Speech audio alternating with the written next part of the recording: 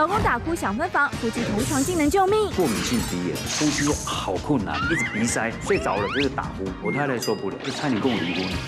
然后就是分房这样子，我还是建议夫妻要合起来一起睡，会观察到另外一方有很多奇奇怪怪的疾病。60岁老先生，他除了频尿还大抽筋，他老婆觉得绝对不对，整个脚都已经水肿了，他尿毒症啊，已经严重到这么严重，他完全没有感觉。今天晚间9点，妈妈好神，东森超市33频道。